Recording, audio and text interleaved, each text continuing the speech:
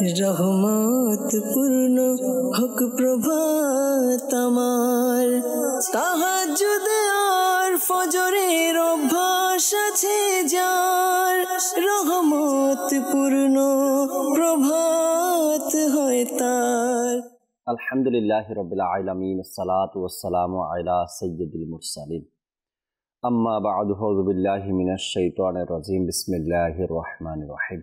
আসসালাতু ওয়াসসালামু আলাইকা ইয়া রাসূলুল্লাহ ওয়া আলা আলিকা ওয়া আসহাবিকা ইয়া হাবিবাল্লাহ। আসসালাতু ওয়াসসালামু আলাইকা ইয়া নবিয়াল্লাহ ওয়া আলা আলিকা ওয়া আসহাবিকা ইয়া নূরাল্লাহ। মাদানী চ্যানেলের দর্শক শ্রোতা, আলহামদুলিল্লাহ আবার উপস্থিত হয়েছে রহমতপূর্ণ প্রভাত অনুষ্ঠান নিয়ে। যে যেখান থেকে আমাদের অনুষ্ঠান দেখছেন, দূরে কিংবা কাছে, দেশে কিংবা প্রবাসে, সকল দর্শকে জানাই আন্তরিক মোবারকবাদ। নবী রহমত শাফি উম্মত সাল্লাল্লাহু তাআলা আলাইহি ওয়াসাল্লামের আলিশান ফরমান, যে ব্যক্তি সকালে এবং সন্ধ্যায় আমার উপর তিনবার করে দুরূদ শরীফ পাঠ করবে, আল্লাহ তাআলা ওই ব্যক্তির ওই দিন ও রাতের গুনাহকে ক্ষমা করে দিবেন। সাল্লু আলাল হাবিব সাল্লাল্লাহু তাআলা আলা মুহাম্মদ সাল্লাল্লাহু তাআলা আলাইহি ওয়াসাল্লাম। আজকের অনুষ্ঠানে দর্শক শ্রোতা, রহমতপূর্ণ প্রভাত এই প্রোগ্রামে কোরআনে পাকের তেলাওয়াত শুনব, হামদে বারি তাআলা, নাতে রাসূল মকবুল সাল্লাল্লাহু তাআলা আলাইহি ওয়াসাল্লামও আমরা সবাই মিলে শুনব। একটি বিষয় নিয়েছি আলোচনা করার জন্য, নেকির দাওয়াত দেওয়ার জন্য এবং ভালো কিছু কথা, কিছু পরামর্শ আপনাদের পর্যন্ত পৌঁছানোর জন্য। আশা করি ইনশাআল্লাহ তাবারক ওয়া তাআলার সাথেই থাকবেন এবং আল্লাহ চাহে অনুষ্ঠানের শেষ পর্যন্ত সাথে থাকলে আজকের যে বিষয় নিয়েছি অনেক কিছু শেখার আছে, অনেক কিছু জানার আছে আজকের বিষয় থেকে। চলুন ভালো ভালো নিয়ত সহকারে অনুষ্ঠানের শুরুতে আগে কোরআনে পাকের তেলাওয়াত শ্রবণ করে নিই, এরপরে আজকের বিষয় কি নিয়েছি তাও আপনাদেরকে জানাবো ইনশাআল্লাহ তাআলা। জি, তেলাওয়াত শুনিয়ে দিন আমাদের। أعوذ بالله من الشيطان الرجيم. بسم الله الرحمن الرحيم. وما لي لا أعبد الذي فطرني وإليه ترجعون. أأتخذ من دونه آلهة إن يردني الرحمن بضر لا تغن عني شفاعتهم شيئا ولا ينقذون. إني إذا لفي ضلال مبين. صدق الله العظيم. সুবহানাল্লাহ, সুবহানাল্লাহ। এ ছিল সৈয়দি আলা হযরত রহমতুল্লাহি তাআলা আলাইহির কানজুল ঈমানের অনুবাদ। হয়তো আপনারা অনেকেই সাধারণ আমরা যারা আছি আরও দুই একটা তর্জমার কিতাব পড়ছি, আর আজকে স্ক্রিনে যে তর্জমা দেখলাম এর মধ্যে হয়তো বা অনেকটাই ব্যবধান আপনারা পেয়েছেন, দেখেছেন। আল্লাহ চাই ইনশাআল্লাহ তাবারক ওয়া তাআলা যখন পুরো কোরআনের তর্জমা কানজুল ঈমান থেকে অধ্যয়ন করবেন, ইনশাআল্লাহ তাবারক ওয়া তাআলা অনেক ব্যবধান আপনি পাবেন, আর ঈমানের যে মজবুতি সেটাও আপনার আসবে এবং স্বাদ, তৃপ্তি এটাও আপনি পাবেন আল্লাহ চাই ইনশাআল্লাহ তাবারক ওয়া তাআলা। দর্শক, কোরআনের পাকের তেলাওয়াত তো আমরা শুনে নিয়েছি, হামদে বারি তাআলা শুনবো। এর আগে চলুন আমরা আজকের যে বিষয় সম্পর্কে কিছু কথা শুনি।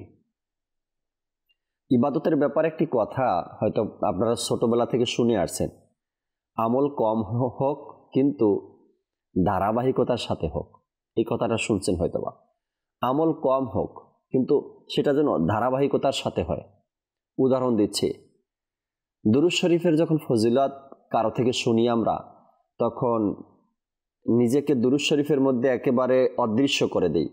1000 বার, 2000 বার, 3000 বার দুরূদ শরীফ পাঠ করি। একদিন, 2 দিন এই উৎসাহ আমাদের মধ্যে কাজ করে। হয়তো চতুর্থ দিন গিয়ে আমরা 500 বারও পড়তে পারি না, 100 বারও পড়তে পারি না, এমনও লোক আছে পড়তেই পারে না। এই জন্য বলা হয়েছে আমল কম হোক কিন্তু ধারাবাহিকতার সাথে যেন হয়। আপনি 313 বার দুরূদ শরীফ নিয়েছেন, ওই 313 বারই রাখেন কিন্তু কন্টিনিউ, প্রতিদিনের কথাই বলা হয়েছে এখানে।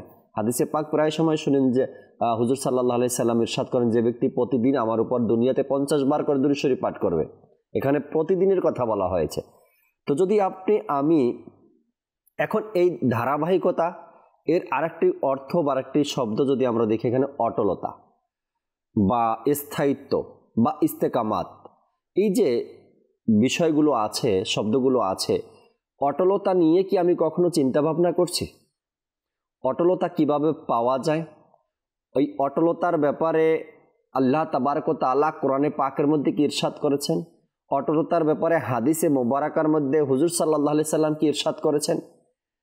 আল্লাহু আকবার। এক একজন আল্লাহর ওলি অটলতার ব্যাপারে এক এক রকমের তাদের বাণী পেশ করেছেন কিতাবের মধ্যে যদি আমরা দেখি, তবে আল্লাহওয়ালা ব্যক্তিরা অটলতার ব্যাপারে এক একজনের এক এক রকমের উক্তি পাবেন আপনি।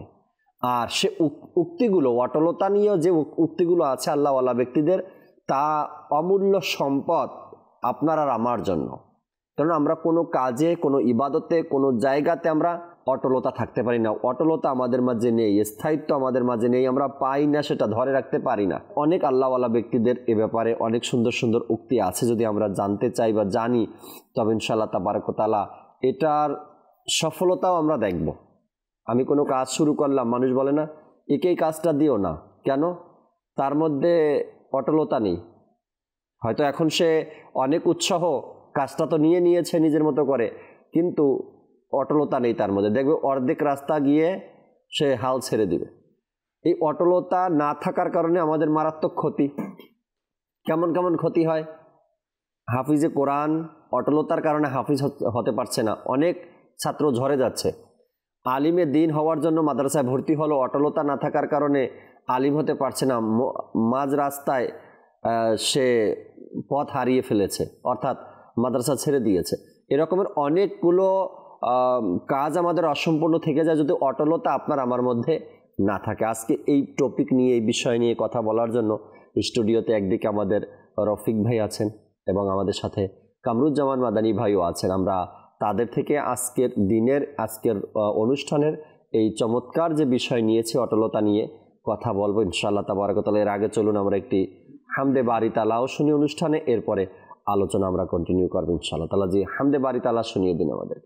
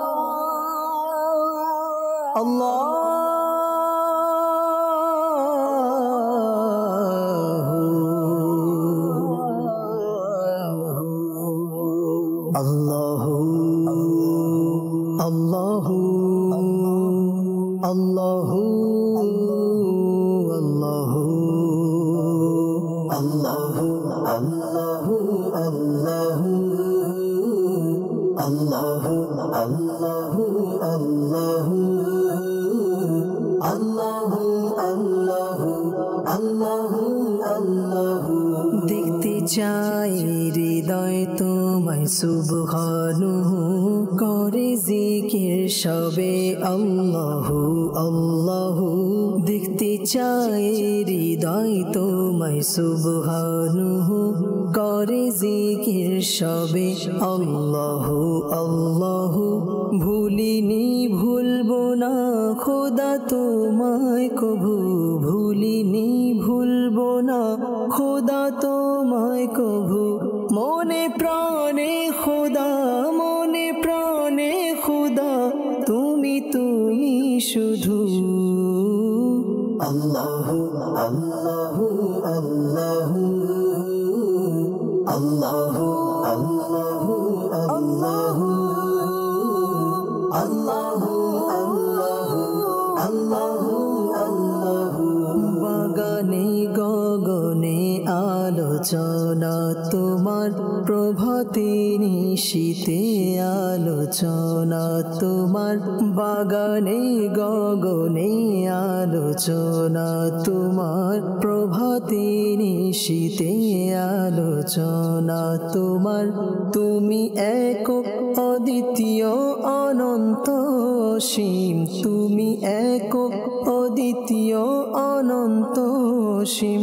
তব নেই অংশীদার, তব নেই অংশীদার, জাল্লা জালালুহু আল্লাহু আল্লাহু আল্লাহু আল্লাহু আল্লাহু আল্লাহু আল্লাহু আল্লাহু আল্লাহু আল্লাহু সারা পৃথিবী চায় তোমায় পেতে শুধু মোরা তোমারি বান্দা হে সুবহানাহু সারা পৃথিবী চায় তোমায় পেতে শুধু মোরা তোমারি বান্দা হে সুবহানাহু তুমি পুত পবিত্র অনন্ত অসীম তুমি পুত পবিত্র অনন্ত অসীম হে রহিম রহমান হে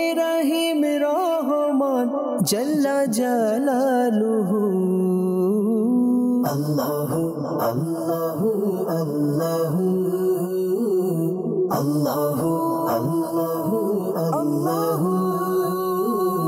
আল্লাহু আল্লাহু আল্লাহু আল্লাহু অখি কুল করে তোমারি গুণগান চারিদিক শোনা যায় তোমারি শানমান পক্ষী কুল করে তোমারি গুণগান চারিদিক শোনা যায় তোমারি শানমান কেউ বলে খোদা কেউ সুবহানাহু কেউ বলে খোদা কেউ সুবহানাহু আর সবাই বলে লা শারীকা লাহু আল্লাহু আল্লাহু আল্লাহু আল্লাহু আল্লাহু আল্লাহু আল্লাহু আল্লাহু আল্লাহু আল্লাহু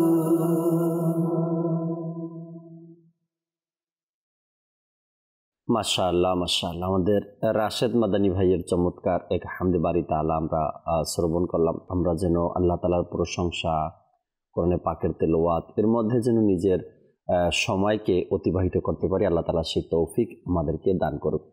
দর্শক, আজকের যে বিষয় নিয়েছি অটলতা শুরু করব, রফিক ভাই থেকে আলোচনা শুনবো ইনশাআল্লাহ তাবারাক ওয়া তাআলা। এরপর কামরুজ্জামান ভাইয়ের কাছে আসবো, নাতে রাসূল এরপরে শোনাবো আপনাদেরকে। রফিক ভাই কেমন আছেন আপনি?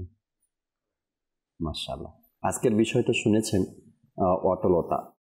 এটা আজকাল মানুষের জন্য মেনে নেওয়াটাও অনেক সময় কষ্টকর হয়ে যায়, যে এই ব্যক্তি দ্বারা এই কাজে অটলতা, এটা তো মানাই যায় না, এটা তো বিশ্বাসই করা যায় না। তেমন পরিবর্তন হচ্ছে মানুষের মন মানসিকতা, কাজের ধরন। অটলতা নিয়ে যদি কিছু বলতেন আজকের অনুষ্ঠানে।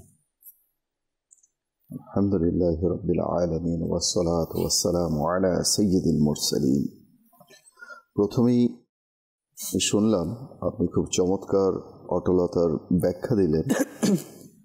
আর এই অটলতা কি জিনিস ইতোমধ্যে মাদানী চ্যানেলের দর্শক যারা রয়েছেন তারা জেনে গেছেন, তবুও কিছু কথা না বললেই নয়। আর তা হচ্ছে এই যে বর্তমান ফিতনা ফ্যাসাদের যুগে মানুষ দিন দিন ইবাদত বন্দেগি রিয়াজত থেকে, নেক আমল থেকে মানুষ দূরে সরে যাচ্ছে এবং গুনাহের ওপর স্থায়িত্ব বরণ করছে।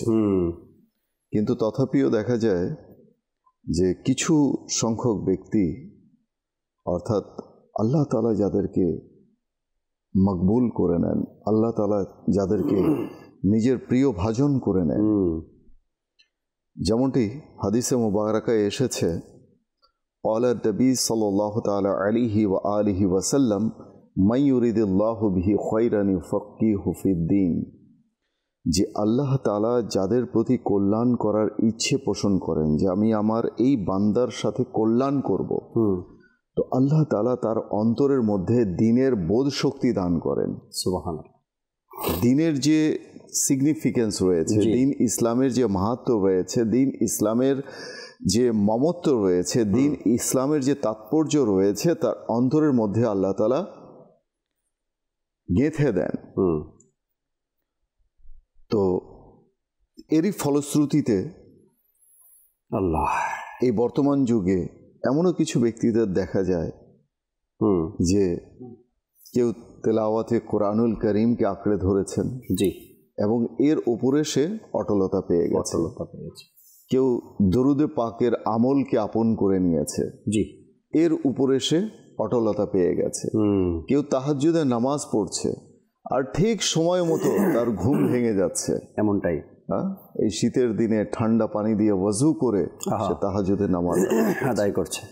আচ্ছা, কিছু এমনও ব্যক্তি আছে যে তারা প্রতিদিন ভোরবেলা উঠে সাদকা না করলে তাদের কাছে মনে হয় যে আমার কিছু একটা হারিয়ে গেছে, আমার এই কাজটা আজকে এটা করা হয়নি। তখন সে উঠে আল্লাহ তাআলার সন্তুষ্টি অর্জনের নিমিত্তে সাদকা করে দেয়। এই সাদকার উপরে সে অটলতা পেয়ে যায়, রাইট, স্থায়িত্ব পেয়ে যায়, তো যেটাকে আমরা বলি ফার্মনেস বা steadiness. So how to gain steadiness, how to gain firmness, we will listen today. এই অটলতা, ফার্মনেস, স্টেডিনেস আমরা যাই বলি না কেন, এটা মানুষকে আলটিমেটলি কিন্তু তাকে সফল করে দেয়, রাইট, তাকে কামিয়াব করে দেয়, সেটা দুনিয়াতে হোক কিংবা আখিরাতে। আপনি দেখবেন দুনিয়াতে কেউ যদি ব্যবসার দিকে মনোনিবেশ করে এবং এমনভাবে ঝুঁকে যায় যে সে ব্যবসা ছাড়া আর কিছু বোঝে না, অবশেষে সে সফলতার মুখ দেখতে পায়, সে ব্যবসার উপর অটলতা পেয়ে যায়, এমনটাই, কর্মের উপর, ব্যবসার উপর, বাণিজ্যের উপর, এমন মানে গ্লোবাল যে সাইডটা রয়েছে সেই দিকে। তো কেউ দুনিয়ার দৃষ্টিকোণ থেকে কেউ গ্লোবালি কেউ অটলতা পেয়ে যায়, আবার কেউ আখেরাতের দৃষ্টিকোণ থেকে অটলতা পেয়ে যায়। তবে প্রকৃত সফল তো সেই ব্যক্তি যে তার রব তাআলাকে এবং তার হাবিব সাল্লাল্লাহু আলাইহি ওয়াসাল্লামকে রাজি ও খুশি রেখে দিনের উপর অটলতা পেয়ে গেছে।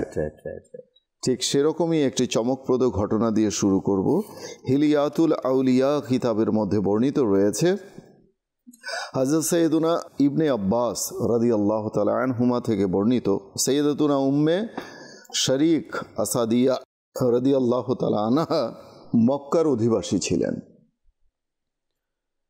তার অন্তরে ইসলামের মাহাত্ম্য জেগে উঠল, ইসলামের যে সিগনিফিকেন্স, মাহাত্ম্য রয়েছে, এর যে ডিগনিটি রয়েছে, সেটা তার অন্তরে জাগ্রত হয়ে গেল।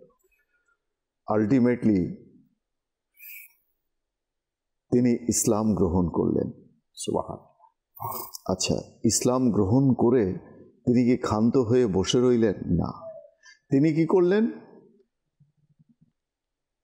মক্কার মধ্যে, মক্কার নগরীর মধ্যে যে কুরাইশ বংশ ছিল তৎকালীন, সেই কুরাইশ বংশের রমণীদের কাছে গিয়ে গিয়ে, মহিলাদের কাছে গিয়ে গিয়ে ইসলামের মাহাত্ম্য বর্ণনা করতে লাগলেন, চুপিসারে গোপনে ইসলামকে বোঝাতে লাগলেন, প্রচার করতে লাগলেন।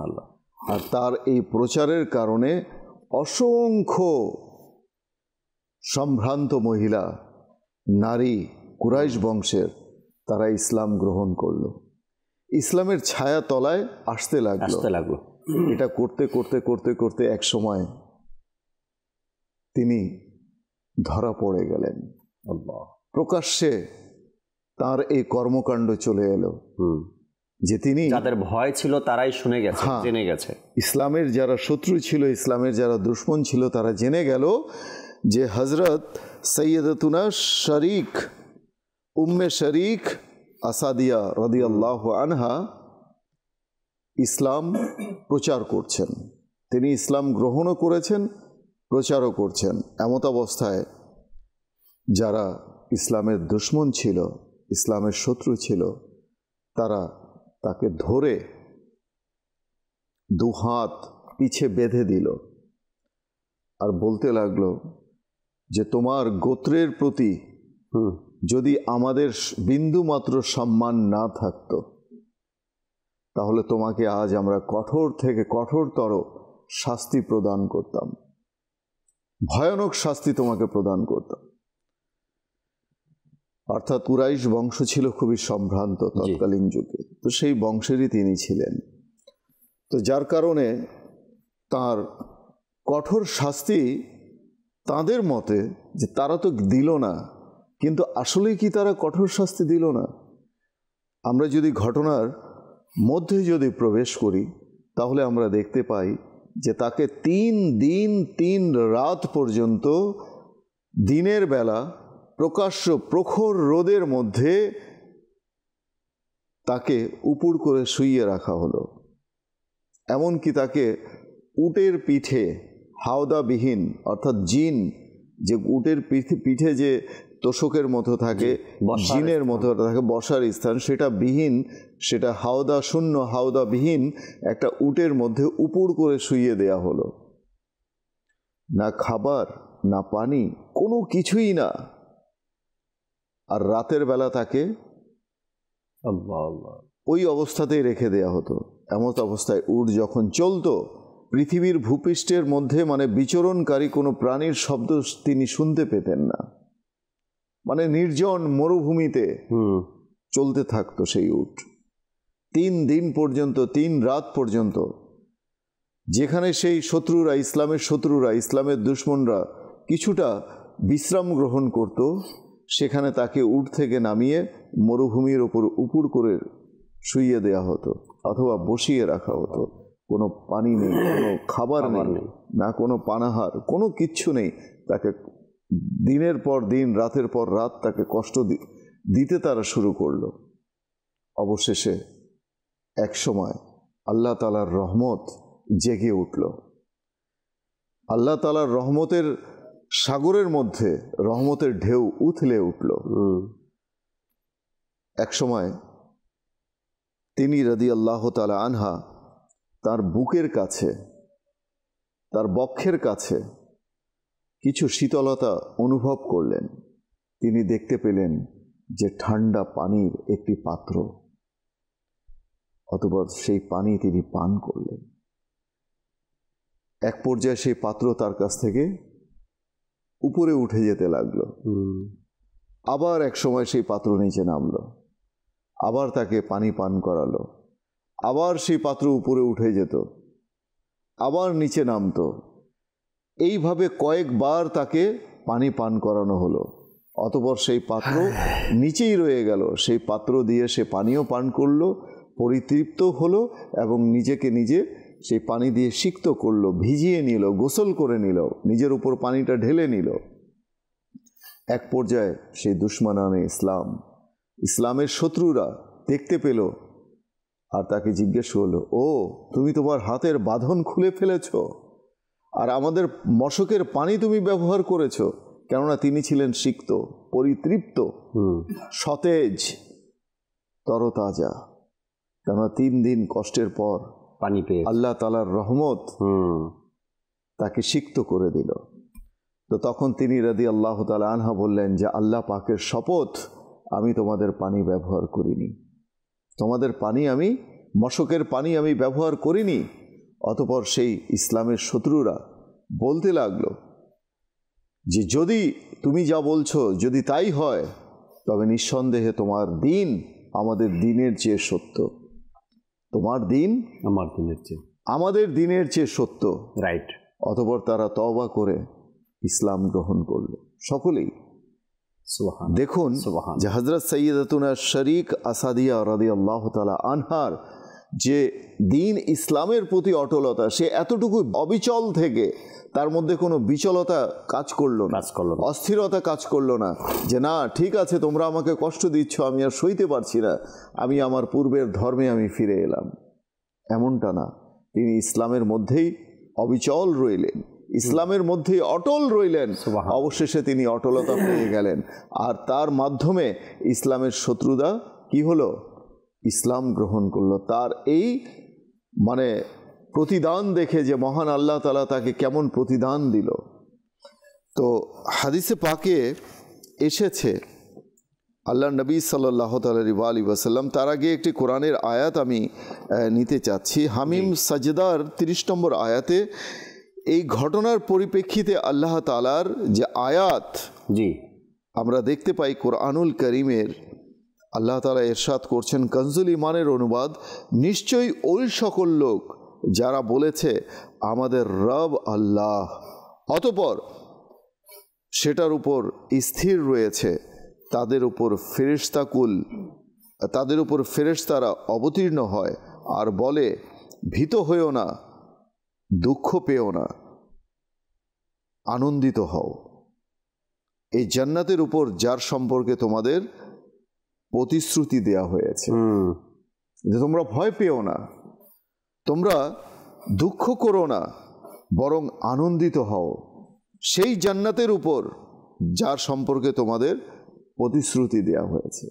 যারা কষ্ট দুঃখ যারা সহ্য করবে, বিভিন্ন প্রতিকূলতা যারা পার করবে এবং দিন ইসলামের উপর অটল থাকবে, নিজের দিন থেকে বিচ্যুত হবে না, নেক আমল থেকে বিচ্যুত হবে না, ইবাদত বন্দেগী থেকে বিচ্যুত হবে না, তাদের জন্য রয়েছে সেই জান্নাতের সুসংবাদ। সুবহানাল্লাহ। তো কাজেই আমরা যারা একটু দুঃখ কষ্ট পেলে, ঘরে আহার্য বস্তু না থাকলে, খাবার না থাকলে আমরা ইবাদত থেকে বিমুখ হয়ে যাই, আমরা যখন চাকরি বাকরি না থাকে, কর্মসংস্থান থেকে আমরা বঞ্চিত হয়ে যাই, তখনই আমরা দোয়া করা ছেড়ে দিই আর বলি দোয়া করে কি হবে।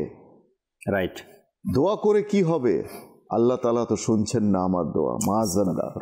তাছাড়া তারা অনেক এমন কুফরি কথা তারা বলে যে যা দ্বারা এটাই প্রকাশ পায় যে সে ইসলামের যে মানে মাহাত্ম্য রয়েছে, ইসলামের মধ্যে যে ধৈর্য রয়েছে, সহনশীলতা রয়েছে, তার মধ্যে সে আর অটল নেই, অবিচল নেই, সে সেখান থেকে বিচ্যুত হয়ে গেছে, ইবাদত থেকে বিমুখ হয়ে গেছে, কোরআনুল করিমের তেলাওয়াত থেকে বিমুখ হয়ে গেছে। মানুষ কিন্তু দেখবেন যখন বিপদে পড়ে, কষ্টে পড়ে, তখন কিন্তু সে আর ইবাদত বন্দেগীতে তার মধ্যে সে কি পায় না, ইস্তেকামত পায় না। অথচ সাহাবায়ে কেরামকে দেখুন, তাবেঈনকে দেখুন, তাবেঈনকে দেখুন, খুলাফায়ে রাশিদিনকে দেখুন, তারা যখনই দুঃখ কষ্টের সম্মুখীন হতেন, তারা ইবাদতের মাত্রা আরও বেশি বাড়িয়ে দিতেন। তারা জিকির আজকারের মাত্রা, দরুদে পাকের মাত্রা, তেলাওয়াতে কোরআনুল করিমের মাত্রা, রোজার মাত্রা, নফল রোজার মাত্রা আরও বেশি বাড়িয়ে দিতেন। তো তাদের জীবন কেমন ছিল আর আমাদের মতাদর্শ, আমাদের দৃষ্টিভঙ্গি কেমন, একটু আমরা অন্তত চিন্তা করি। আমি আজকের এই অনুষ্ঠানের মাধ্যমে অন্তত একটি মেসেজ ওই সকল দর্শকের কাছে পৌঁছে দেওয়ার চেষ্টা করব যে আজকে আমরা যারা কর্মসংস্থানহীন রয়েছি, বেকার রয়েছি, আমরা নিরাশ না হই। আল্লাহ তাআলার রহমত অনেক বড়। কোরআনুল করিমের মধ্যে আল্লাহ তাআলা ইরশাদ করেছেন যে হে আমার বান্দা, আমার রহমত থেকে নিরাশ হইও না। আল্লাহ তাআলার রহমত অনেক বড়। আজকে যারা অসুস্থ রয়েছি, জরাজীর্ণর মধ্যে রয়েছি, জীর্ণগ্রস্ত হয়ে রয়েছি, তারা যেন আল্লাহ তাআলার রহমত থেকে নিরাশ না হই, বরং ঈমানের উপর, আমলের ওপর, দিনের ওপর ইস্তেকামত আমরা গ্রহণ করি। রাইট। কোরআনে পাকের মধ্যেও আল্লাহ তাবারক ওয়া তাআলা যুগে যুগে যখন দেখলেন বান্দার মধ্যে, মানুষের মধ্যে অস্থিরতা বা অটলতা নেই তাদের মধ্যে, প্রায় কোরআনে পাকের মধ্যে অসংখ্য আয়াতে কারিমার মধ্যে আল্লাহ তাবারক ওয়া তাআলা বিভিন্ন বিষয়ের উপরে অটল থাকার জন্য আল্লাহ তাআলা হুকুম করেছেন, ইরশাদ করেছেন। এটা প্রেক্ষাপট অনুযায়ী যখন যেভাবে যেখানে আয়াতে কারিমা আল্লাহ ইরশাদ করেছেন, যেমন সূরা তাওবার মধ্যে আল্লাহ তাবারক ওয়া তাআলা ইরশাদ করলেন, আর তারা স্বীয় অঙ্গীকারের উপর অটল থাকেনি। যারা তওবা করেছিল তারা নিজেদের তওবার উপর, অঙ্গীকারের উপর অটল থাকেনি। এরপরে সূরা তাওবার 7 নম্বর আয়াতের মধ্যে আল্লাহ তাবারক ওয়া তাআলা ইরশাদ করেছেন অটলতা নিয়ে, যে মানুষ অটল থাকবে বা অনেকে থাকে নাই, তাদের উদাহরণ কোরআনে পাকের মধ্যে আল্লাহ দিয়েছেন। সূরা তাওবার 7 নম্বর আয়াতের মধ্যে আল্লাহ তাবারক ওয়া তাআলা ইরশাদ করলেন, সুতরাং যতক্ষণ পর্যন্ত তারা তোমাদের সাথে অঙ্গীকারের উপর অটল থাকে, যে অঙ্গীকার তোমাদের সাথে করেছিল সেই অঙ্গীকারের উপর অটল থাকে, তোমরাও তাদের সাথে অটল থাকো, নিশ্চয়ই আল্লাহ পরহেজগারদের পছন্দ করেন। যদি আপনাকে কেউ ওয়াদা দেয়, সে অটল থাকে, আপনাকেও সে ব্যাপারে অটল থাকার জন্যই আল্লাহ তাআলা বলেছেন। অর্থাৎ তোমার সামনের ব্যক্তি তোমাকে যে অঙ্গীকার করলো তার উপরে সে অটল, তুমিও তার কথার উপরে অটল থাকো। অটল নিয়ে আল্লাহ তাআলা অটল থাকার ব্যাপারে এখানে উৎসাহ দিয়েছেন। সূরা তাওবার 118 নম্বর আয়াতে পাকের মধ্যেও আল্লাহ তাবারক ওয়া তাআলা ইরশাদ করলেন, নিশ্চয়ই আল্লাহ বড়ই তওবা কবুলকারী তওবা ও প্রত্যাবর্তনের উপর অটল থাকো, নিশ্চয়ই আল্লাহ বড়ই তওবা কবুলকারী অসীম দয়ালু। এরপরে সূরা হুদের 112 নম্বর আয়াতে পাকের মধ্যে আল্লাহ তাবারক ওয়া তাআলা ইরশাদ করেন, অতঃপর আপনি অটল থাকুন যেমনটি আপনাকে নির্দেশ দেওয়া হয়েছে। এরপরে সূরা মরিয়মের 65 নম্বর আয়াতে পাকের মধ্যে আল্লাহ তাবারক ওয়া তাআলা ইরশাদ করেন, সুতরাং তারই ইবাদত করুন এবং তারই ইবাদতে অটল থাকুন। অটল থাকার ব্যাপারে আল্লাহ তাবারক ওয়া তাআলার বিভিন্ন আয়াতে পাকের মধ্যে যে ঘোষণা, আর এক জায়গার মধ্যে এসেছে, তারা বলল মুসা আলাইহিস সালাম ফিরে না আসা পর্যন্ত আমরা এর উপর অটল থাকব। এটা আল্লাহ তাবারক ওয়া তাআলা সেই মুসা আলাইহিস সালামের জমানার যে অমুসলিমরা ছিল, তারা মুসা আলাইহিস সালাম ফিরে না আসা পর্যন্ত তাদের সেই খারাপির উপরে, বদ কাজের উপরে তারা যে অটল থাকবে, ওই উদাহরণটা আল্লাহ তাবারক ওয়া তাআলা কোরআনে পাকের মধ্যে ইরশাদ করে দিয়েছেন। হাদিসে পাকেও এসেছে জাকির ভাই, কানজুল উম্মাল কিতাবের মধ্যে বর্ণিত আল্লাহ নবী সাল্লাল্লাহু আলাইহি ওয়াসাল্লাম ইরশাদ করেন যে তোমাদের পর, সাহাবায়ে কেরামকে ইরশাদ করলেন, তোমাদের পর এমন এক যুগ আসবে যে ওই যুগে যে ব্যক্তি সেই যুগে দিনের উপর অটল থাকবে তাকে তোমাদের মধ্যে থেকে 50 জন শহীদের সমপরিমাণ সওয়াব প্রদান করা হবে। 50 জন শহীদের সওয়াব, যেমন জঙ্গে বদর, জঙ্গে হুনাইন, জঙ্গে হুদ, এই ধরনের যে যুদ্ধের মধ্যে যারা শহীদ হয়েছে, সেই 50 জন শহীদের মর্যাদা, সেই 50 জন শহীদের সওয়াব তাকে দান করা হবে। Right right right. এরপরে কোরআনে পাকের বিভিন্ন জায়গাতে কিন্তু আল্লাহ তাবারক ওয়া তাআলা অনেক সময় বনি ইসরাইলের উদাহরণ দিয়েছেন। অটল তারা ছিল না, তারা অটল না থাকার কারণে তাদের উপরে কেমন ক্ষতি চলে আসতো, কেমন আযাব চলে আসতো। আবার আল্লাহ তাবারক ওয়া তাআলা আমার নবী সাল্লাল্লাহু আলাইহি সাল্লামের উম্মতের বা সাহাবায়ে কেরামের বা অমুসলিমদের বিভিন্ন কার্যকলাপে আল্লাহ তাবারক ওয়া তাআলা আয়াতে কারিমা নাজিল করেছেন, সেখানে অটল থাকার উৎসাহ দিয়েছেন। যারা অটল থাকে না তাদের যে কি কি বিপদ আছে এগুলোর ব্যাপারে কোরআনে পাকের মধ্যে ইরশাদ করেছেন। তো এই অটলতা নিয়ে কোরআনে পাকের অসংখ্য আয়াতে কারিমা আমাদের সামনে রয়েছে। আপনি আমি চাইলে এটা যখন আরও ভালোভাবে ডিপলি আমরা অধ্যয়ন করব, জানার চেষ্টা করব, অনেক কিছু আপনার আমার সামনে ক্লিয়ার হয়ে যাবে। কামরুজ্জামান মাদানী ভাই আমাদের সাথে আছেন, তার থেকেও কিছু কথা শুনি আজকের বিষয় নিয়ে। এরপরে নাতে রসুল মকবুল সাল্লাল্লাহু আলাইহি সাল্লাম শুনবেন ইনশাআল্লাহ তাআলা। জি কামরুজ্জামান ভাই। আলহামদুলিল্লাহ রাব্বিল আলামিন ওয়াসসালাতু ওয়াসসালামু আলা সাইয়্যিদিল মুরসালিন। মাশাআল্লাহ, অটলতা নিয়ে, স্থায়িত্ব নিয়ে দীর্ঘক্ষণ আলোচনা করা হয়েছে। মাশাআল্লাহ, আপনারা এক একজন এক এক দিক নিয়ে আলোচনা করেছেন। তো অটলতা এমন একটি বিষয় যার প্রেক্ষাপট এবং যার শাখা প্রশাখা ব্যাপক। যেমনটি ঈমানের উপর স্থায়িত্ব, অটলতা আপনি বলেছেন, এবং দ্বীনের উপর অটলতা তাও বর্ণনা করেছেন। যদি আমরা বেসিকলি, একটা হচ্ছে দ্বীনের উপর অটলতা, এটা তো লাজিম, আবশ্যক, এটা করণীয়, কখনো বর্জনীয় করা যাবে না। আরও একটি বিষয় হচ্ছে দ্বীনের মধ্যে থেকেও দ্বীনের কার্যকলাপগুলো অটলতার থাকা, যেমন কিছু আমলের মধ্যে অটলতা লাভ করা। জি, বিশেষ করে যারা স্টুডেন্ট আছে, সেটা স্কুলের হোক অথবা মাদ্রাসায় হোক, আপনি দেখবেন যখন বার্ষিক এক্সাম আসে, যখন পরীক্ষায় ছাত্ররা বসে, তখন দেখা যাচ্ছে কিছু প্রশ্নের উত্তর তারা পারছে না। এখন সে মনের মধ্যে এমন দৃঢ় স্থির করছে, পরীক্ষাটা দিয়ে নি, দেখবো পড়া কাকে বলে। মানে সে এমন দৃঢ় নিয়ত করছে, পরীক্ষার পরপরই সে এমন পড়া শুরু করে দিবে, পরীক্ষায় যেন এদিক সেদিক তাকাতে না হয়। জি, এক কথায় সে ভালোভাবে পড়াশোনা করবে, স্থায়ী রাখবে, অটলতা থাকবে সে তার পড়াশোনার উপরে। কিন্তু দেখা যাচ্ছে যখন সে টিউশনিতে যায়, অথবা কোচিংয়ে যায়, অথবা স্কুলে যায়, নিজের পড়াশোনা চালায়, সেভাবে তার পড়াটা সে কন্টিনিউ রাখতে পারে না।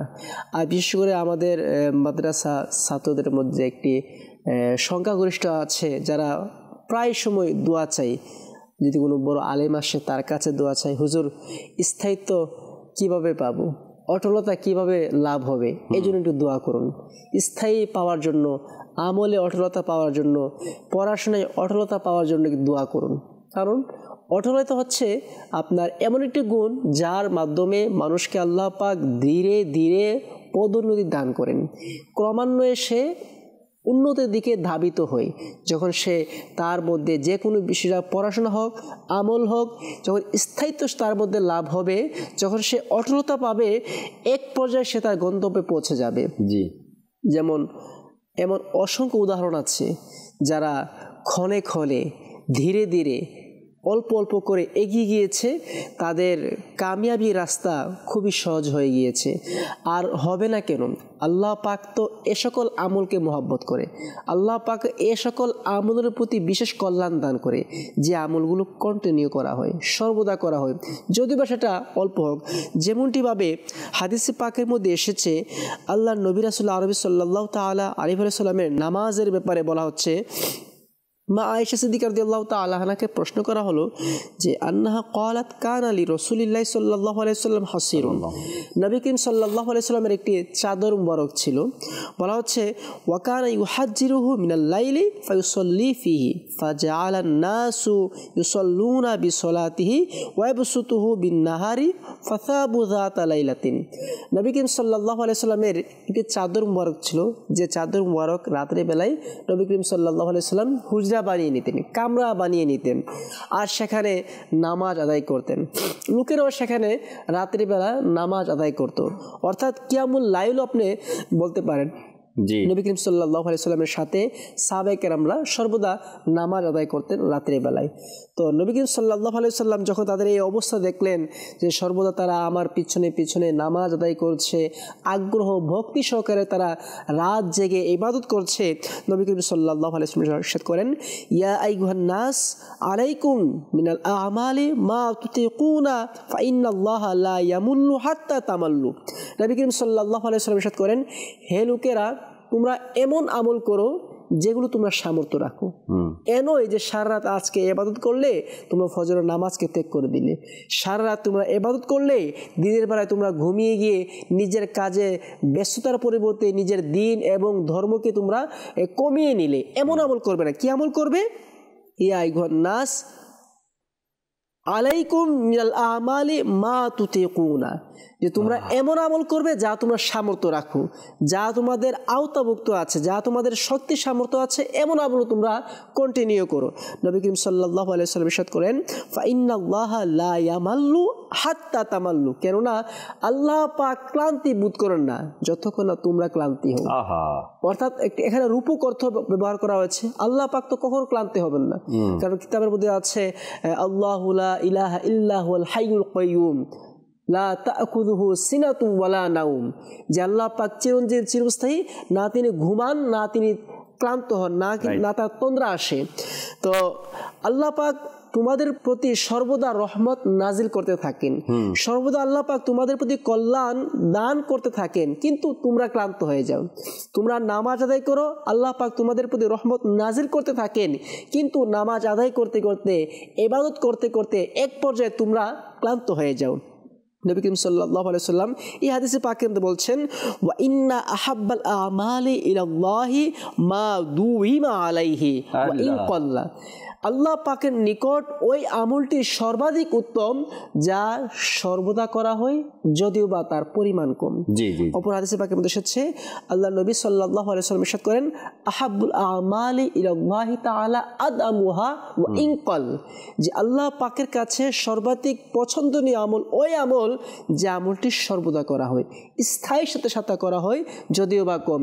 দেখুন, আমরা যদি একটি উদাহরণ কাউন্টিং করতে চাই, এখন আপনি প্রতিদিন 100 বার দুরূদ শরীফ পাঠ করবেন, তো মাস শেষে দেখা যাচ্ছে আপনার 100 বার যদি আপনি দুরূদে পাক পাঠ করেন, আপনার দুরূদে পাকের সংখ্যা 3000 হয়ে যাবে। এখন আপনি একদিন দুরূদে পাক পাঠ করেন 1000 বার, কিন্তু বাকি 29 দিন আপনার কোনো খেয়াল নেই, আপনি কেয়ার করছেন না। এখন দেখুন, আপনি একদিন সারাদিন কষ্ট করে 1000 বার দুরূদে পাক পাঠ করেছেন, মাস শেষে সংখ্যা দাঁড়িয়েছে 1000ই, কিন্তু আপনি যখন কন্টিনিউ মাত্র 300 বার দুরূদ শরীফ পাঠ করছেন মাস শেষে, বা 100 বার দুরূদ শরীফ পাঠ করছেন মাস শেষে, তা গণনা দাঁড়িয়েছে 3000। এখন আপনার কষ্ট কম হলো, আপনি প্রতিনিয়ত আপনার সময়টা নেক কাজে অতিবাহিত হলো, আল্লাহ পাকের কল্যাণমূলক কাজও আপনি করলেন, আল্লাহ পাক আপনার প্রতি খুশি রাজি। চমৎকারভাবে বলছিলেন কামরুজ্জামান ভাই। অটলতা বা অটল থাকার ব্যাপারটা এত সহজ নয়।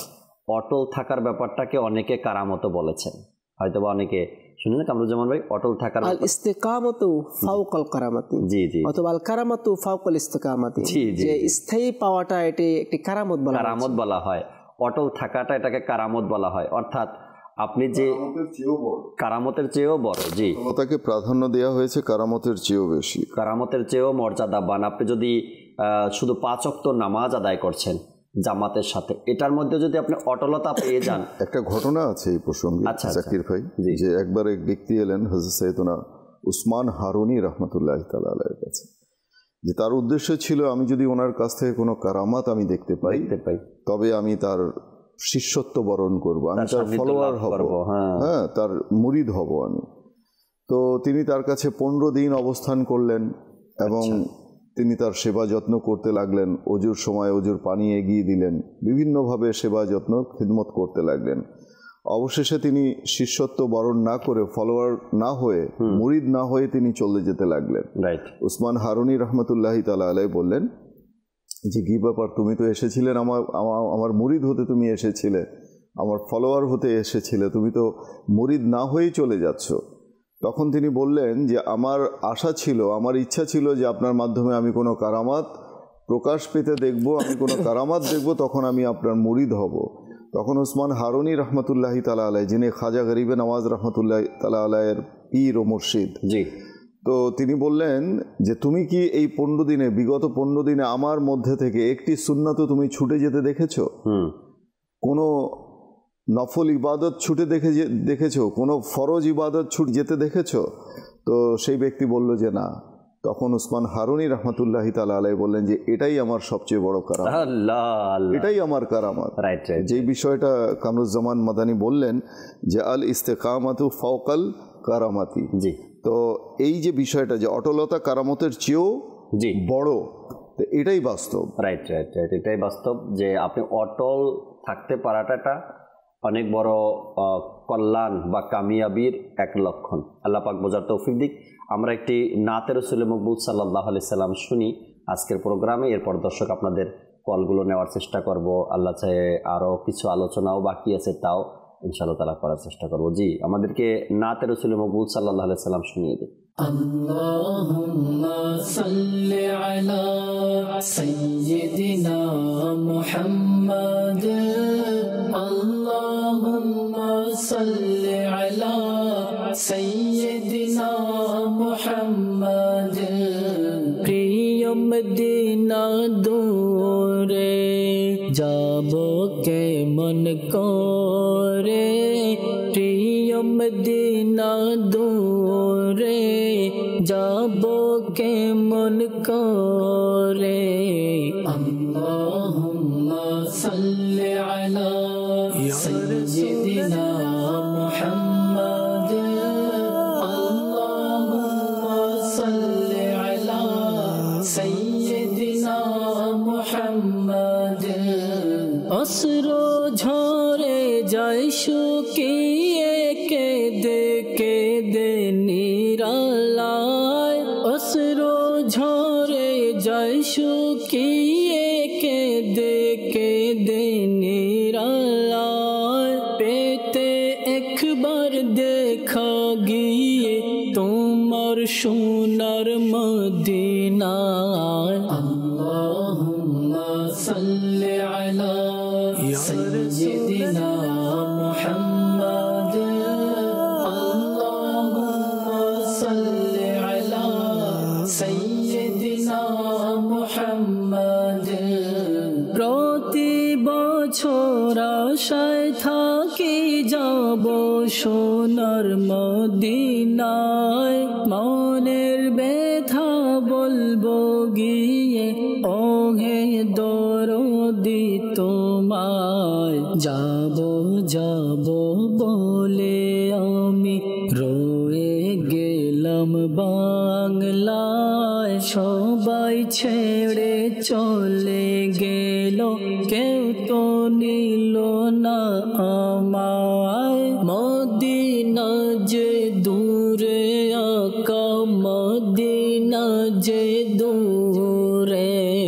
আল্লাহুম্মা সাল্লি আলা سيدنا محمد اللهم صل على سيدنا محمد আমাঝি ভাই একটু দাঁড়াও সাথে লয়ে যাও আমায় গরিব আমি যাব কি রূপ প্রিয় নবীর রোজায় হৃদয় জোড়ে একই ধ্বনি যাব আমি মদিনায় তার চরণে মরব আমি মরব না কো বাংলায় মদিনা যে দূরে আকা মদিনা যে দূরে আল্লাহুম্মা সাল্লি আলা সাইয়্যিদিনা মুহাম্মাদ আল্লাহুম্মা সাল্লি আলা সাইয়্যিদিনা মুহাম্মাদ দেখলো তোমায় আবু জাহেল বনের বাঘ হরিণী উম্মত হয়ে আজো তোমায় দেখতে আমি পারিনি পাপী হলেও আমি তোমার এসো না মোর স্বপ্নে থাকবে না আর দুঃখ আকা আমার বেকুল মনে মদিনা যে দূরে আকা মদিনা যে দূরে আল্লাহুম্মা সাল্লি আলা সাইয়্যিদিনা মুহাম্মাদ আল্লাহুম্মা সাল্লি আলা সাইয়্যিদিনা মুহাম্মাদ মরণ কালে ধোঁকা দিতে আসবে যখন শয়তান দিদার দিয়ে তুমি মোরে বাঁচিয়ে নিও ঈমান তুমি বিনে কেউ নাই আমার হে নবীদের সুলতান দয়া করো আমায় তুমি হে নবী এ দো জাহান মদিনা যে দূরে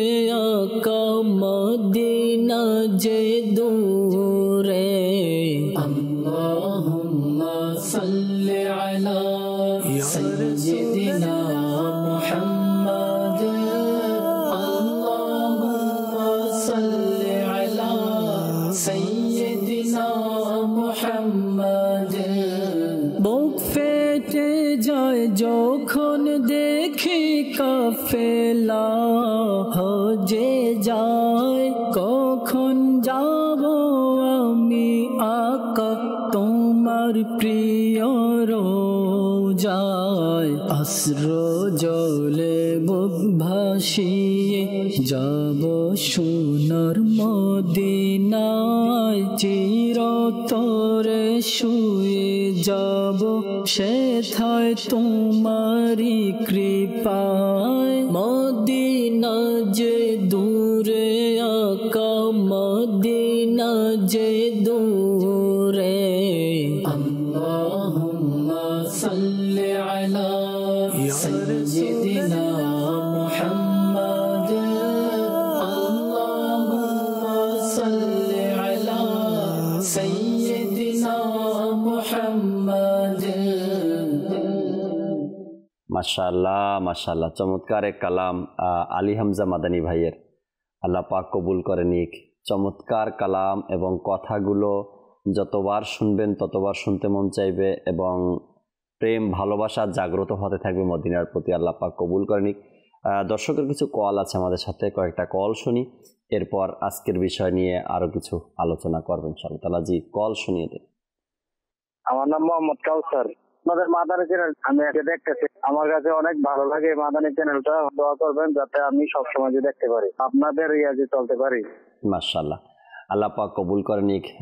এভাবে চলার জন্য শুধু মাদানী চ্যানেল তো আছেই আপনার ঘরে, আপনার কাছে, আপনি তো দেখেনি। এর পাশাপাশি মাদানী কাফেলায় সফর করা, দাওয়াত ইসলামী সাপ্তাহিক সুন্নতে ভরা ইজতেমার মধ্যে অংশগ্রহণ করা, এর পাশাপাশি 3 দিনের সুন্নতে ভরা ইজতেমার মধ্যে আসা, সামনে রমজানের ইতিকাফে অংশগ্রহণ করা, এভাবে করে কন্টিনিউ কোনো না কোনো ইভেন্টে, কোনো না কোনো কাজে মাদানী কাফেলাতে আপনার সফর করতে থাকা। তবেই আল্লাহ চায় ধীরে ধীরে আপনার মধ্যে পরিবর্তন হয়ে যাবে। একদিনেই ঠুস করে হয়ে যাওয়া যায় না, একদিনেই পসিবল না। এই অটলতা অর্জন করার জন্য ধীরে ধীরে আপনাকে সময় দিতে হবে দাওয়াত ইসলামীকে, দাওয়াত ইসলামীর মোবাল্লিকদের সাথে আসা যাওয়া, ওঠা বসা, বিভিন্ন দিনই কাজে। তখন আপনার মধ্যে এই অটলতা, এই সৌন্দর্য, এই সুন্নাত মোতাবেক জীবন অতিবাহিত করা, এগুলো চলে আসবে। পরবর্তী কল দেন। আমার নাম হচ্ছে আব্দুল গনি। নিয়মিত আমি মাদানী চ্যানেলটা দেখি, আমাকে খুব ভালো লাগে। এখন বর্তমানে দেখতেছি এরকম আমরা প্রতিনিধিত্ব দেখি। দোয়া করবেন আমাদের জন্য। দোয়া করি আপনাদের জন্য, অন্তর থেকে দোয়া। আল্লাহ পাক ভালো রাখুক, সবাইকে সুস্থ রাখুক, ভালো থাকেন, সবসময় নিজ পরিবারের সাথে থাকুন, দোয়া করি আল্লাহ তাআলার দরবারে। পরবর্তী কল দেন। আমি বগুড়া থেকে বলছি। আমি আজকে মাদানী চ্যানেলের অনুষ্ঠান দেখছি, আমার কাছে অনেক ভালো লাগছে, এই জন্য আপনাদেরকে অশেষ ধন্যবাদ। মাশাআল্লাহ।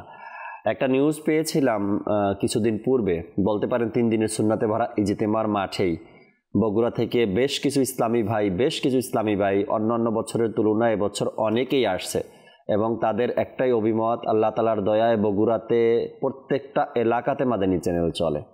হয়তোবা এই মুহূর্তেও অসংখ্য লোক বগুড়ার যারা আজকের অনুষ্ঠান দেখছেন, আপনাদের শুকরিয়া আদায় করছি। এবং সবসময় প্রায় ঘরের মধ্যে মাদানী চ্যানেলগুলো প্রায় সময় চলে এবং অনুষ্ঠান দেখে, মাদানী চ্যানেল দেখে। বগুড়ার বেশিরভাগ লোক মাদানী চ্যানেল দেখেই 3 দিনের সুন্নাতে ভরা ইজতেমাতে আসছেন। আল্লাহ পাক আপনাদেরকে ভালো রাখুক ইনশাআল্লাহ তাবারাক ওয়া তাআলা। আবার 3 দিনের ইজতেমার এলান তো শুনেই গেছেন আপনারা, তারিখও শুনেছেন, আবার আসবেন, আবার দেখা হবে ইনশাআল্লাহ তাআলা। পরবর্তী কল দেন। আমার নাম মোজাম্মেল। মাদানী চ্যানেল আমি মেলা দিন ধরে দেখি, আমার পরিবার, আমার বাচ্চা সবসময় চ্যানেলটা দেখে। আপনারা যে আলোচনা করেন থেকে, সেগুলো আমার তো খুব ভালো লাগে। আর ইনশাল্লাহ আমি মহরমে দাওয়াত দেই আপনাদের এই মাদানী চ্যানেল দেখার জন্য। আপনারা আমার দোয়া করবেন। মদিনা নিজেও অনুষ্ঠান দেখেন, অপরকেও দাওয়াত দেন, এবং আলোচনাগুলো যে হয় এগুলো কিন্তু প্রত্যেকের জন্য। যেমনিভাবে আজকের টপিকটা নিয়েছি আমরা অটলতা, আপনার জন্য যেমন জরুরি, আপনার সন্তানের জন্য, আপনার পরিবারে যারা আছে তাদের জন্য, সকলের জন্য। তো এই জন্য সবাই ফ্যামিলির সহকারে বসে অনুষ্ঠান দেখতে পারা, দেখতে চাওয়া, এটা একটা ভালো দিক, ভালো লক্ষণ, এবং আপনি দাওয়াতও দিচ্ছেন। আল্লাহ পাক কবুল করেন। আরেকটি কল দেন।